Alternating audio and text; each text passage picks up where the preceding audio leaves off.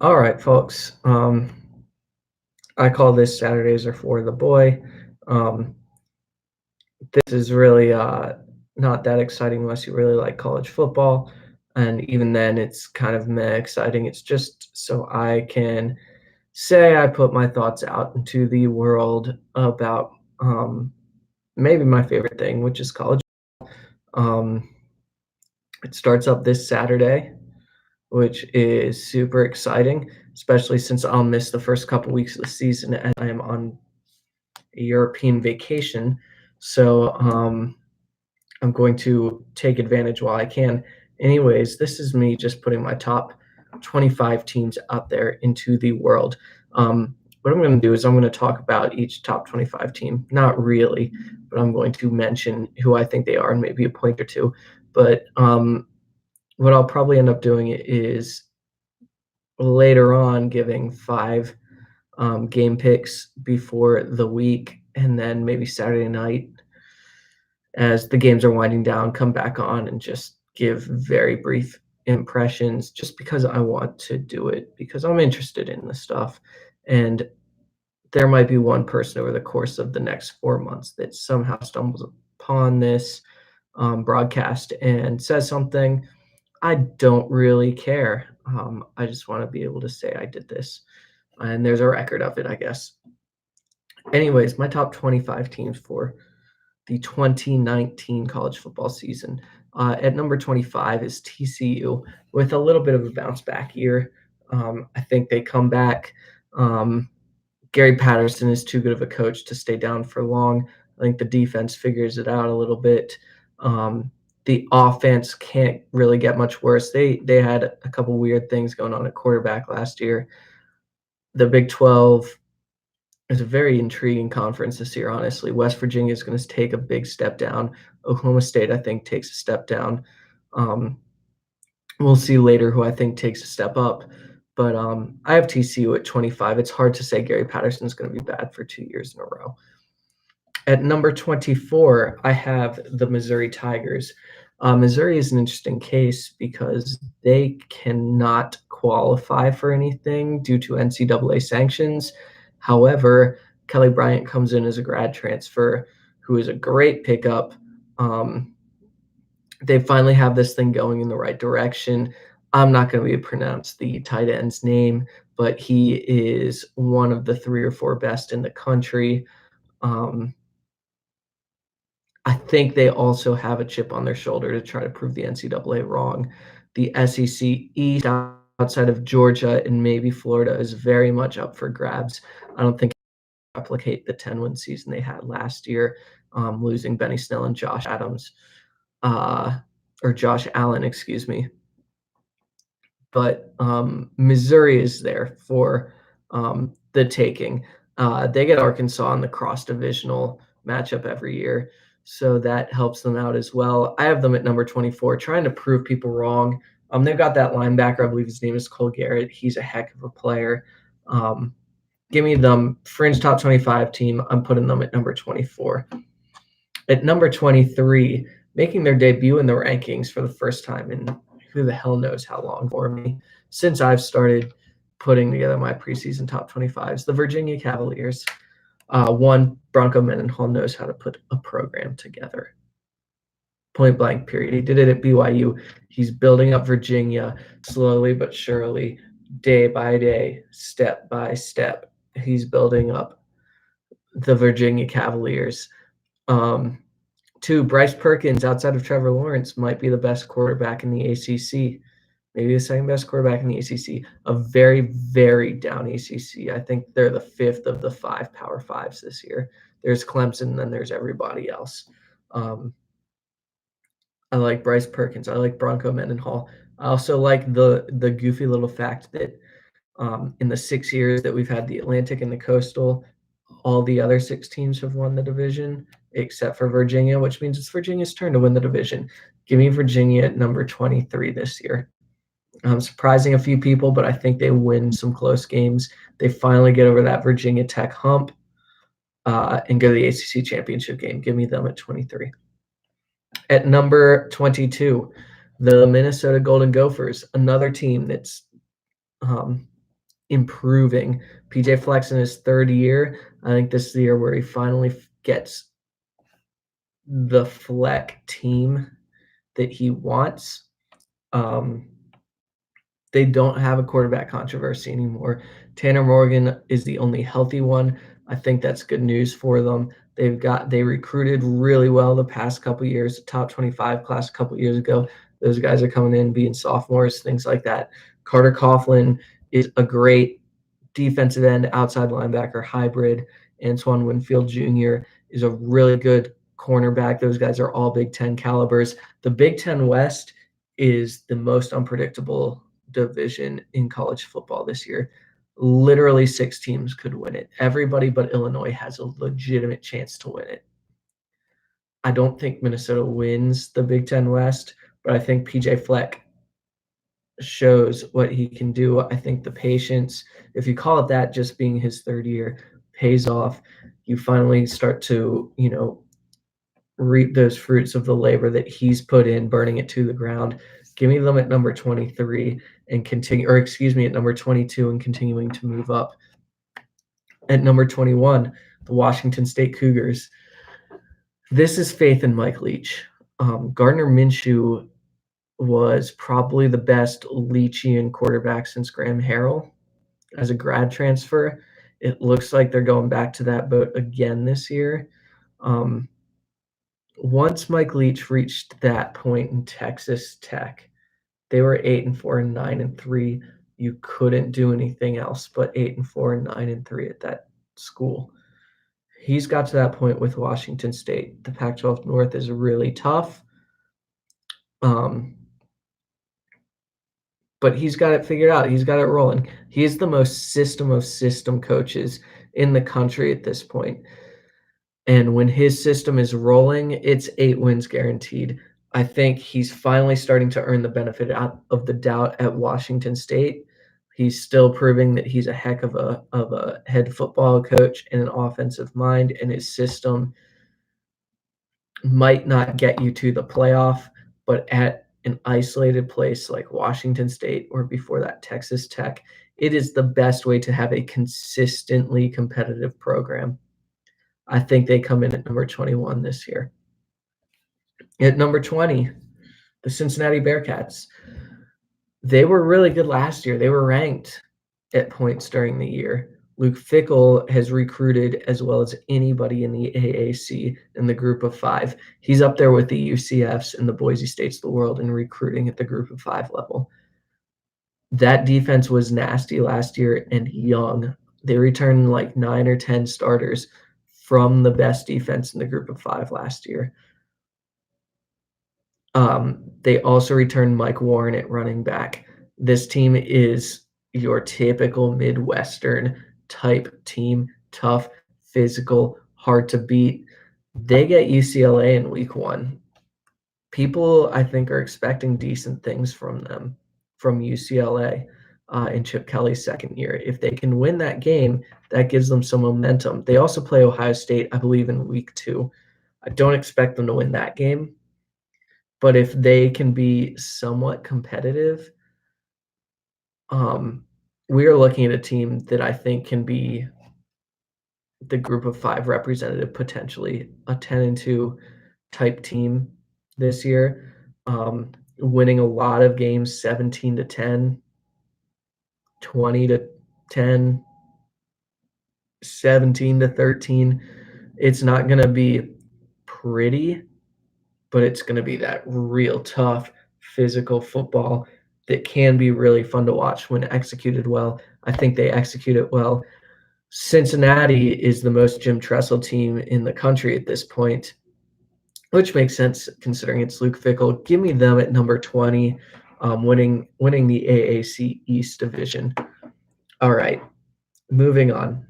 Number 19. This is where it gets a little fun. Texas A&M. A lot of people are a lot higher on A&M than I am. It's not that I'm not high on Texas A&M. Here are my concerns. 1, Clemson.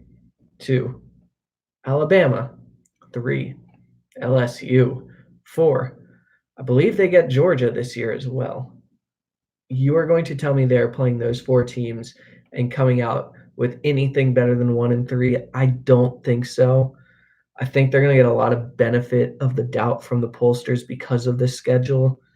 I think Jimbo Fisher has them moving in the right direction. I think Kellen Mond's a good quarterback. I think Mike Elko is a great defensive coordinator. Um,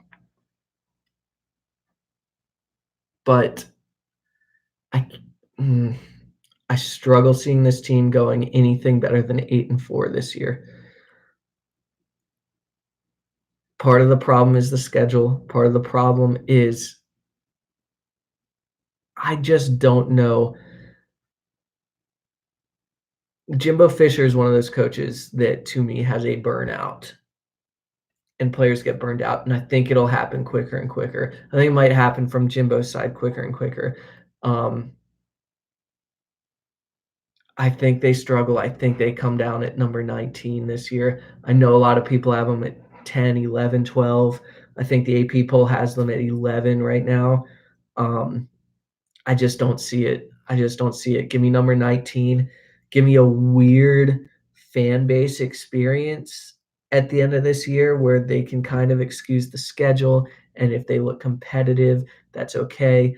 I don't know what's going to happen from that standpoint. Texas A&M is a weird place.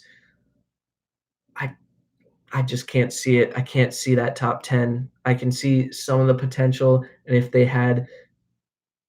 they were in the ACC, I would say sure. I can't see it against this schedule. Um, that's not the team to do it. Anyways, moving on. Number 18, the Michigan State Spartans. Michigan State's another really interesting case, and this is why the defense is lights out. That defensive line is one of the 3 or 4 best in the country. Kenny Willekes is an All-American.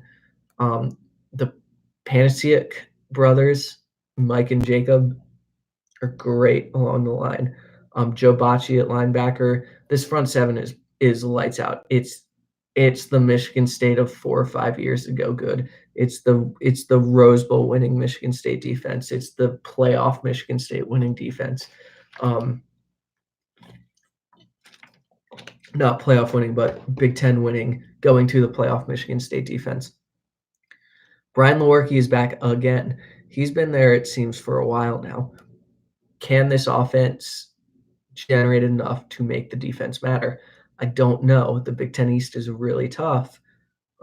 We all know that. I don't know how much they can do to get over that hump with Michigan in the division, with Ohio State in the division, with Penn State in the division. I like them a lot, but it's a little bit of that Texas A&M type of situation. I will say I could see Michigan State finishing higher than I see Texas A&M because I think that defense is so good that it will keep them in games. The question is, can Lewerke finish? He's finished a couple times. He finished against Penn State last year and 2 years ago, for that matter. If that offense can finish games, then this team could really rise and be a top 12, 13 team. I just have them at 18 right now. I can't put them any higher. At 17, I have the Memphis Tigers. This, to me, is my group of 5 representative in the New Year's Six Bowls. I love their offense.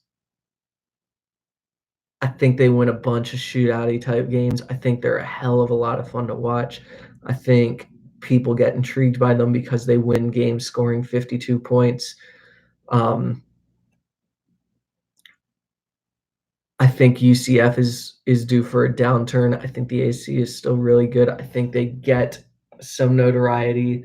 They've got a reputation now as a point scoring team. I think that continues. I think the fact that teams at that tier have an identity is good for them because when they're good at doing what they're known for, people will take them more seriously. Memphis is now known for scoring points. When they score points as good or better than they usually do, people are going to take notice. Oh, wow, this is a really good Memphis team. The problem with Memphis is if they score 24 points a game. I don't think that happens. I don't know how good the defense will be. Like, it'll be pretty good, especially considering the competition. But I think this offense is going to be lights out. which make people take notice because that's their brand at this point. Give me Memphis at number 17, the group of five representative in the New Year's Six Bowls. All right, at number 16, this might be the most fun pick I have. I have the Ohio State Buckeyes at number 16. Ohio State, the apparently, or wanting to be, Ohio State University. Um, this is why I have them at 16. One, I am not sold on Justin Fields. Justin Fields has not looked great in spring practices. He was always going to win the job, but the fact that the reports out of camp weren't glowing concerns me a little bit, honestly. I would expect it to be glowing reviews. Oh man, he's everything that we thought of when he was the five-star quarterback. The fact that Tate Martell transferred because he was worried clearly doesn't mean much. Tate Martell couldn't win the Miami job either. I'll believe the Justin Fields hype when I see it. I heard great things last year about their quarterback situation. That turned out amazing. 50 touchdown passes on the year for Dwayne Haskins. But we thought that going in because people were talking about it. This time it's, and he seems like just a poor man's Terrell Pryor to me. And I don't know that that's good enough. Ryan Day, first year head coach. I know he had a cup of coffee last year, the first few games. I don't know that he's prepared for this. People are expecting him to just the next Lincoln Riley. I don't know that that's going to be the case. The defense was lucky that Dwayne Haskins was so good last year because they were not good. And now they lose Alex Grinch, who is one of the best in the country in terms of defensive coordinators. I call me crazy, but every year one or two of these highly rated teams falls apart. I think this year it's Ohio State's turn. And falling apart is just down to 16, but they could lose to Penn State. They've got Nebraska. Nebraska is going to be a very tough team this year. Even Cincinnati is going to be a tough team this year. The fan in me wants to be very right. The brain in me says you are taking a leap of faith, but there's some justification behind it. They've recruited as well as anybody not named Alabama, maybe Clemson, Georgia, and Ohio. I mean, they're the top four recruiting teams in the country. And that's going to show later on in these rankings. But I can't buy into the Justin Fields stuff right now. So I'm going to put them at 16 because their schedule is difficult. First year head coach, unproven quarterback, defense that was a lot worse than people might realize, and loses their defensive coordinator. Chase Young is a beast. Chase Young is a monster, but he's one defensive end. Sorry, guys. Sorry, Buckeyes. All right, number 15. Another one that's a little lower than most people have, and I have Texas at 15. This is not a lack of faith in Tom Herman. This is not necessarily a lack of faith in Sam Ehlinger. This is not a lack of faith in much. This is, I don't know that the defense is going to be grown up enough to win games. Lil Jordan Humphrey going pro hurt them a lot. Hurt them a lot more than I think people realize, because with him on one side and Colin Johnson on the other, or split together or whatever, that would have been almost impossible to defend. Those would have been the outside of Alabama, your best 1-2 in the country in terms of receivers. They don't have that this year. Sam Ehlinger is trying to beat Tim Tebow. I love Sam Ehlinger. I think he's a top 10 quarterback in the country. I don't know that he can carry the team like Tebow. Maybe that's just because I was in school the same time as Tebow, and he stands as a huge target. But I don't necessarily see it. And the defense is just so young. Caden Stearns is a potential All-America at safety. I really, really like Caden Stearns. They've recruited lights out under Tom Herman. Tom Herman is a really good coach. I still have faith in him. People are really playing up Texas this year. And when people were really playing up Houston under Tom Herman, they laid a couple eggs. Now, Sam Ehlinger is as much Texas right now as Tom Herman is. So he might will the team to victory in a couple of games. I might be wrong. And I know that they're very much a trendy pick, but I have my reservations. I I like them. I want them to be good. I it's fun when they're good, man. I but I've got them at 15 because of that. They play LSU in week 2. I think LSU is one of the top 2 or 3 teams in the country this year. I have you'll see where I have them later on, but it's not the same as Ohio State. It's just I just don't think they're there yet. I think next year, as long as Ehlinger comes back, that might be the year. Anyways, I got Texas at 15. At 14, I have one of their conference mates. This is one of my funnest ones. I have Iowa State at 14. I love this. I love the fact that I'm so high on them. A year from now, we're going to be talking about Auburn head coach Matt Campbell. Um, that's a that's my bold prediction. Maybe USC head coach Matt Campbell, but he is not going to be at Iowa State for much longer. Brock Purdy was a revelation last year. He was a freshman quarterback. Somehow Matt Campbell has built this thing up while not having a quarterback consistently either stay the number one quarterback. He's finally got that in Brock Purdy. This is the amazing thing is I just talked about Texas law. Um, David Montgomery's gone for Iowa State, but I'm not that worried. Hakeem, was it Hakeem Beamon, the wide receiver from Iowa State? He's gone, and I'm not that worried. Part of this is because I think this defense is the best in the Big 12, and it's by a pretty large gap. Ray Lima on the defensive line is a monster. This is the one team that might be able to slow down some of these Big 12 offenses. It also helps them to have this dominant defense in a year where Oklahoma State, I think, is going to be down on offense. I don't know what to expect from them. TCU, I know I've got them in my top 25, but they're still on offense. Kansas State's restarting. Kansas is obviously Kansas.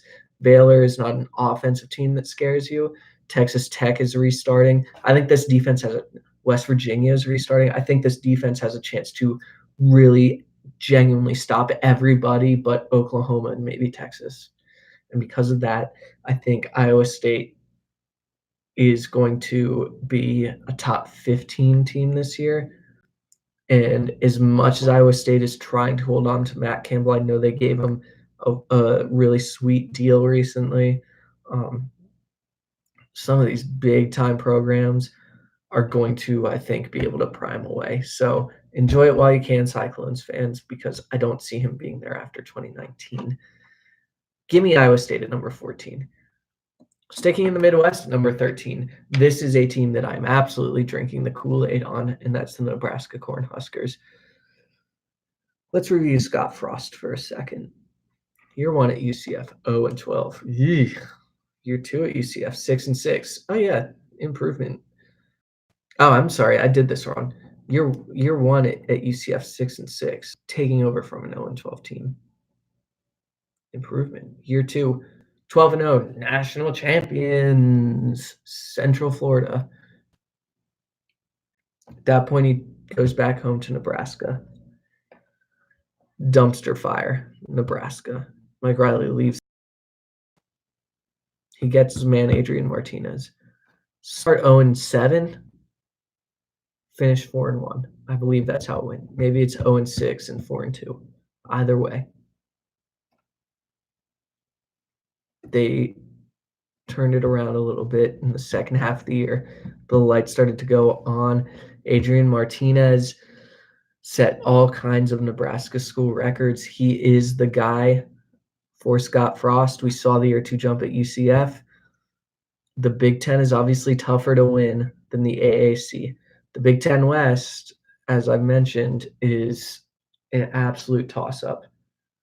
I have Minnesota and Nebraska ranked. I don't have Northwestern ranked, who won the division.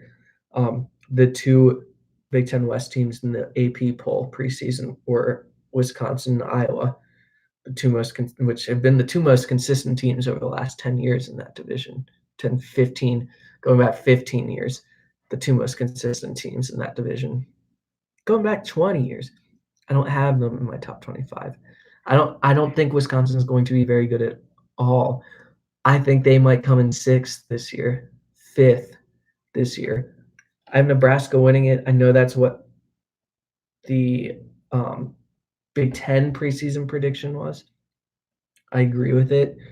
I think Scott Frost gets this team to 9-3, 10-2 type year. They have Ohio State cross divisionally. They have that crazy Big Ten West.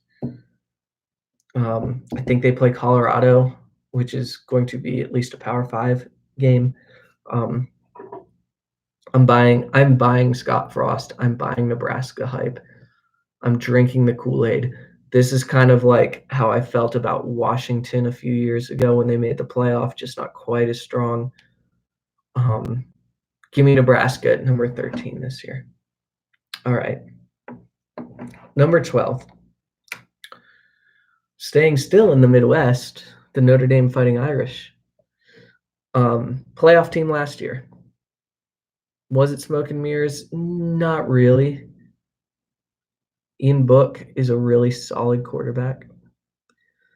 The defense is solid. Alohi Gilliman is a very good safety.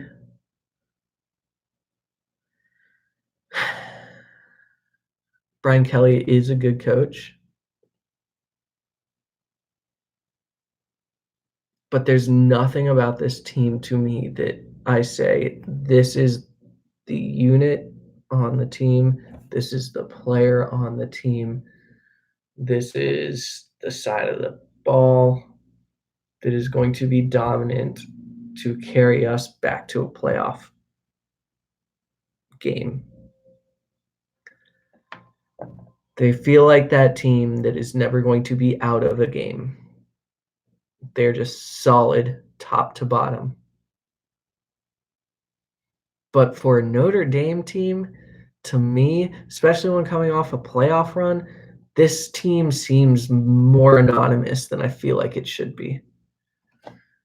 And maybe that's why I have them so low, because they don't seem to have those big stars. Ian Book's a solid player. Alohi Gilman's very good player. But those are the first two names that I think of right now. And of course, I'm going to think of the quarterback, but neither of them to me scream playoff contender, even though they made the playoffs last year.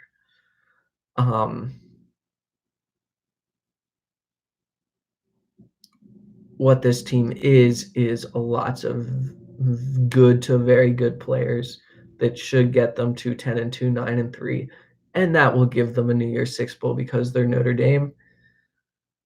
But I don't see another run to the playoffs in their cards this year. Give me Notre Dame at number 12. All right, number 11.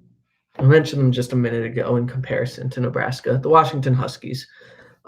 They lose a lot, and I'm actually kind of surprised I have them so high. When I went back and looked at it, they lose Jake Browning, obviously. They lose Myles Gaskin. They lose a lot of their secondary. Tyler Rapp is gone. I loved watching him play. Ben Burke-Irvin is gone at linebacker. I loved watching him play. Jacob Eason should be the starting quarterback. I don't think they've named a starting quarterback yet. And if he doesn't win, then I'm a little bit more worried about Washington because I mean, call this a double standard, but I looked at him as being up there and being able to replace Jake Browning. Of course, Jake Browning kind of leveled off by the end compared to Justin Fields. That's where I'm going with that. Salvon Ahmed at running back, I think, will replace Myles Gaskin just fine. I'm going to talk about Myles Gaskin being similar to an Evan Royster who was at Penn State 5-6 years ago, who is the all-time leading rusher at Penn State because he just averaged 4.2 yards per carry for 4 years. That was Myles Gaskin. Anyways, I have Washington at number 11. I trust Chris Peterson a lot. The Pac-12 is up for grabs. This is a weird space in the rankings for me.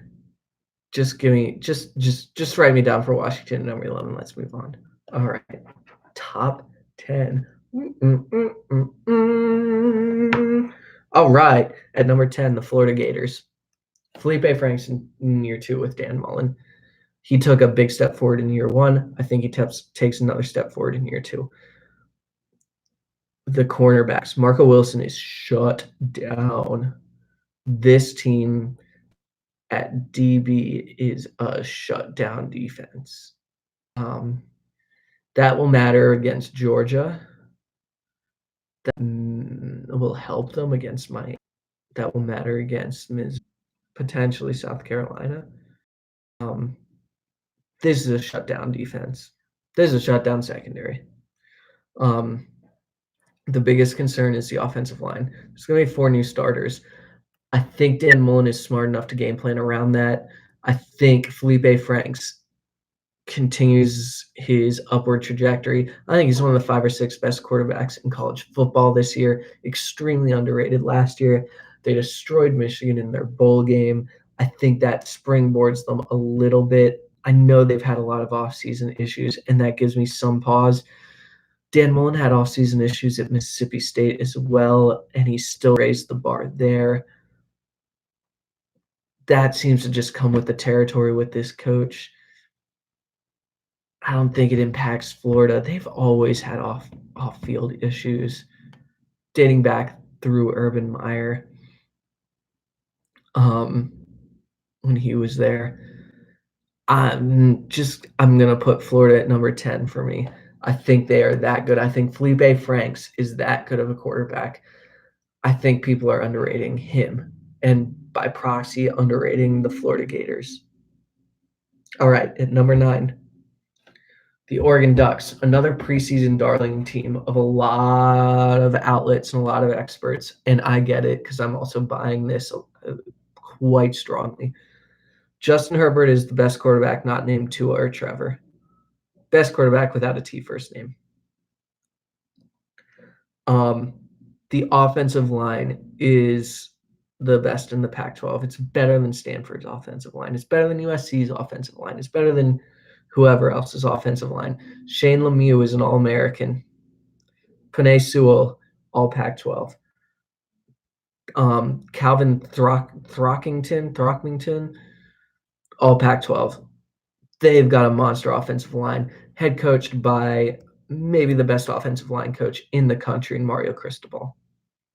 Hands down, I think he's probably the best offensive line coach in college football. This team is going to I'm excited because they're going to be able to run it with that offensive line, and Justin Herbert's going to be able to throw lasers to the outside and down the field. This offense could be deadly in a way that is not Chip Kelly offense, but is almost more terrifying because I think they can beat you in multiple ways, up and wear you down, where Chip Kelly beat you with speed and wore you down in the third quarter, and all of a sudden it was 17-10 at half, and by the end of the third quarter it's 42-10. This Oregon team is going to physically beat you up as much as any Oregon team ever has. On defense, Troy Dye is a legitimate superstar. Kayvon Thibodeau was #1 recruit in the country, defensive line recruit in the country. Some outlets had him #1 overall. This team is being molded into this Mario Cristobal wrecking ball, and I am excited to watch them. Give me them at number 9. I know they've got hype. They've got that great opening week match against Auburn. I'm excited about that one. I won't be able to watch it, unfortunately. It's my favorite matchup of week. Yeah, let's get anyways. Oregon at number 9. At number 8, the Oklahoma Sooners.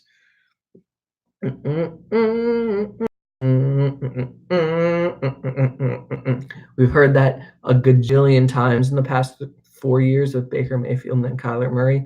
We'll hear a lot more of it again with Jalen Hurts. I don't think quite as much because I don't think Jalen Hurts is quite the quarterback that Kyler Murray or especially Baker Mayfield was. But they're not going to take a huge step back. Decent step back, yes. Huge step back, no. Alex Grinch is coming in to run the defense. Great defensive mind. Again, though, the personnel there, probably not what he needs it to be. Lincoln Riley's got this thing a well-oiled machine already. It did not take him long, 3 years in, and he seems like one of the top 2 or 3 surest bets in college football. I think they take a slight step back, and by that I mean they don't make the playoffs this year for the first time in 3 years. But I still think they're easily the best team in the Big 12. I have them at number 8.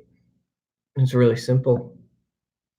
All right, moving on. At number 7, I have the Michigan Wolverines. I am buying in a little bit to that hype. I saw where Jim Harbaugh says he's going to use 2 quarterbacks. I don't get it. I think Shea Patterson is the guy, and if you let him run the offense that they claim they're going to run, they might have a chance. I love their wide receivers, Donovan Peoples-Jones, Nico Black, Tariq Black. I really love that unit. Nico Small, I believe, not Nico Black. It's Tariq Black. I'm sorry. The defense is still Don Brown. Khaleke Hudson, I believe, is still there. He's going to be a red ball. Lavert Hill is a really good cornerback. They lose a bunch. They lose Rashawn Gary. They lose Chase Winovich. I know there's a lot of hype. People, again, hyping them up to be a playoff team. If you've been paying attention, there's still one Big Ten team I haven't mentioned. They're coming up. I think they're the ones to beat. But I think Michigan is going to be very, very good this year. So I'm putting them at number 7. The weird thing is I could see Michigan State being at number 7 faster than I could see Ohio State being at number 7. But give me Michigan at number 7. And number 6, I have the Utah Utes. This would be, I believe, their highest finish since undefeated Urban Meyer with Alex Smith way back in like 04, 05. I think they win the Pac-12. Pac-12 South is a mess to me outside of them. It's a bunch of unknowns. Chip Kelly in year 2, who the hell knows? Kevin Sumlin in year 2, even with Khalil Tate, who the hell knows? JT Daniels with USC in year 2, with Clay Helton being on the hottest of hot seats. Who the hell knows? Colorado is starting over Arizona State in year 2. Who the hell knows? Utah is by far the surest thing. Maybe the best defensive line in college football. If they're not the best, they're the second best behind Auburn. Leki Fotu is one of the names. This is what sets them apart, though. That defense is going to be salty. That defensive line is going to be excellent. Tyler Huntley and Zach Moss, best 1-2 punch this offense has had in a while. When they were both healthy at times last year, they were scoring upwards of 40 points a game.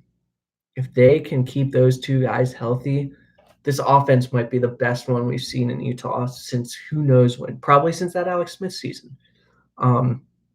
For that reason, I'm putting Utah at number 6. I'm really excited to watch them. I've always enjoyed them. They've been they're one of those just like steady teams that I like seeing do well. I think this is the year they truly break through and win the Pac-12. Rose Bowl bound, baby. Rose Bowl bound. All right, here we go. Number 5. Number 5, I just gave it away slightly, and there's some slight bias. Sorry, but I have the Penn State Nittany Lions, and this is why. I think they're the best defense in the Big Ten. Yetur Gross-Matos, an All-American. Micah Parsons could be an All-American.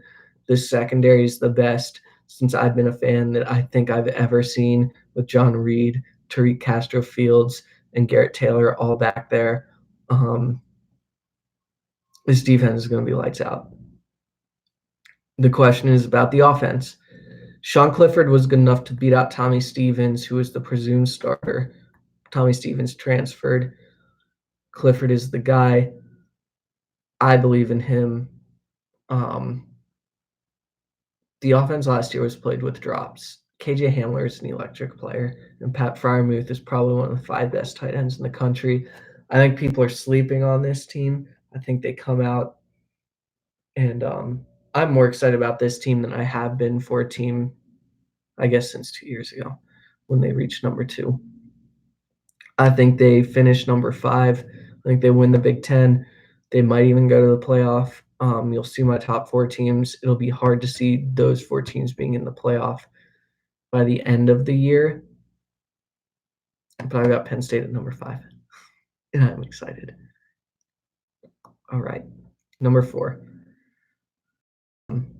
One slot lower than most people have them, but I have the Georgia Bulldogs at number 4. Jake Fromm, hell of a quarterback. Hell of a quarterback. I don't think it says much that he beat out Justin Fields, though, because I'm just not sold on Justin Fields.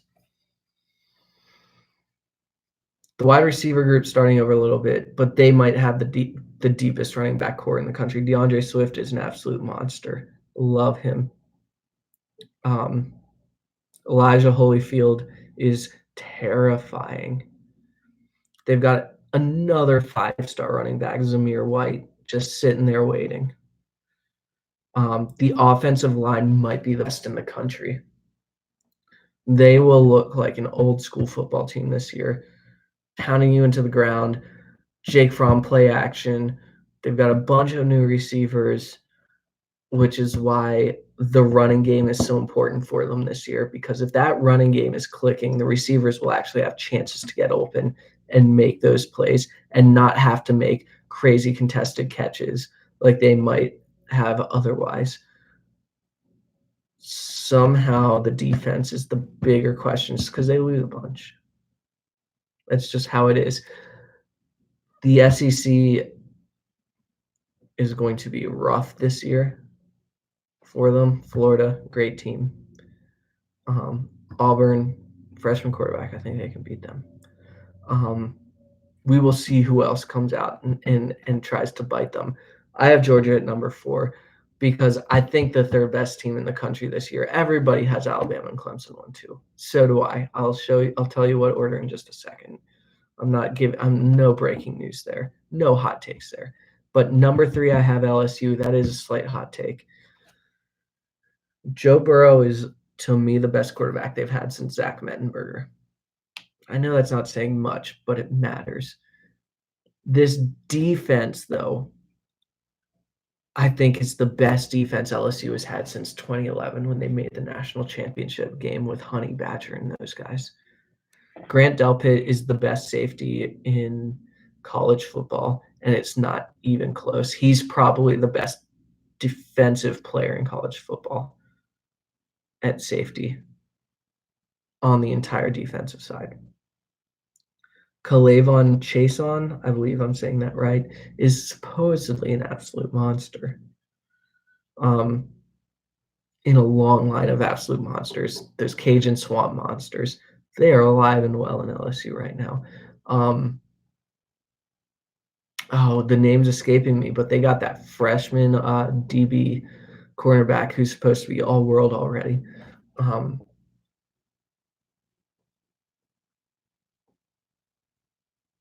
I don't like saying this because it sounds so strange, but I am excited about LSU this year.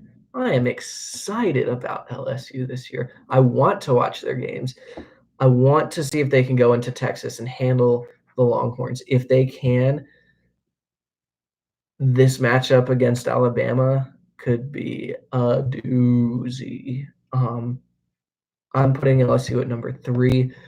There is a chance that LSU pulls an Alabama from a couple years ago. Maybe they lose one game and it's to Alabama. Alabama makes the SEC championship game. LSU has that signature win against Texas, has beaten Auburn, has beaten A&M, has beaten Florida, and they make the playoff. I can see a scenario where that happens this year.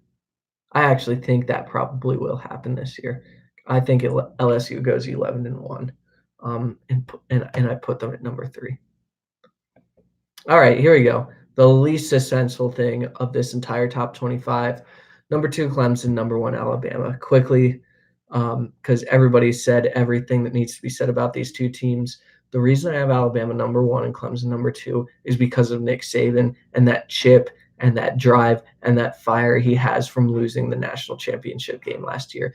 That's it. Tua and Trevor basically cancel each other out. Slight advantage in the receiving core to Alabama with Jeudy, Waddle, Ruggs, etc. Slight running back advantage goes to Clemson. Travis Etienne, I think, is going to have an absolute monster year. And if there's a Clemson player in New York for the Heisman ceremony, I think it's Etienne and not Lawrence, because I think people are so scared of Lawrence that Etienne's going to run wild. Offensive line, give me advantage Alabama. Defensive line, because Clemson loses so much, give me advantage Alabama. Linebackers, Dylan Moses is a monster, advantage Alabama, and DBs, advantage Alabama. I mean, they're the 2 best teams in the country. It's not really that close. I think Alabama has what it takes this year. Xavier McKinney is a great player. I mentioned Dylan Moses. Clemson loses a lot on the defensive line and a lot of leadership, especially on that defense. Alabama 1, Clemson 2. There you have it. 45 minutes or so of my top 25. I'm not sure anybody ever watched it. That's fine. I'm happy that I was able to put this up here. Thank you. I'll be back later this week giving you my picks for my 5 week 1 games I'm most excited about. Thank you. This has been Saturdays Are for the Boy.